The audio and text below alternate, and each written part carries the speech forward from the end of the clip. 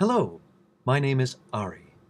In this little video, I'm going to try to help German instructors teach their students how to produce some sounds that might be a tad exotic, especially if those students are American, and I teach in the United States, so, well, this applies to my situation.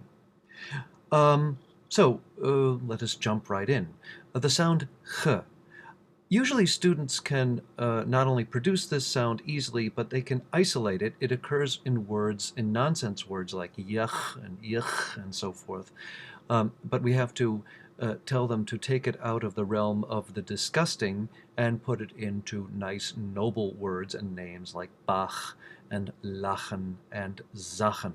So ch is usually not a big problem. Sh is a bit more difficult. And there are a number of ways to teach sh. For all of these sounds that I'm going to describe, there are a number of ways to do it. But one way is to think of the angry cat. Shh, shh, angry cat. Shh. And then put a vowel before that. Shh, shh. There you go. You got a nice ish. One way that I use is I have students repeat the word human, and then they'll sort of look in a confused way because they're wondering why they're saying human. Human, human, human, human, human, human, and you extend the sh, human, human, and then put a vowel before that, human, human, and then you have them get rid of the human. Ish, ish. There we go. Perfect ish. So the English word human can really help with the ish sound. One more consonant, the ts. Ts we're not used to, if you're English speakers, English speakers are not used to pronouncing ts at the beginning of a word. Maybe if the student is well trained in history, the student can say tsar, but usually you can take words like pets or cats or its and again try to have them eliminate some of the sounds. So instead of saying pets, just say ts, cats, ts, its, ts. There we go. Also, there's the word tsunami. Tsunamis are usually not very fun, but you can tell them the best thing about tsunamis is that they help us pronounce a ts in German at the beginning of a syllable. So there we are, tsunami. Very, very helpful. Some vowels. The biggest problems tend to be ü and ü and So, ü is the easier of the two. If you have your students produce an oo, and you tell them to hold their lips like this, oo, then you say, you hold your lips, I'm going to continue talking. Hold your lips like an oo, but instead of saying oo, say e. Ü, ü. Perfect. Almost impossible to get it wrong. You can also do it the other way. Have your students say an e, and then say, okay, now hold your e, and then well, actually, don't hold your E. Say an E, but then round your lips. E. There you go. Same thing. Perfect. Works pretty much every time. Requires a little more finesse. Is technically a combination of O and E.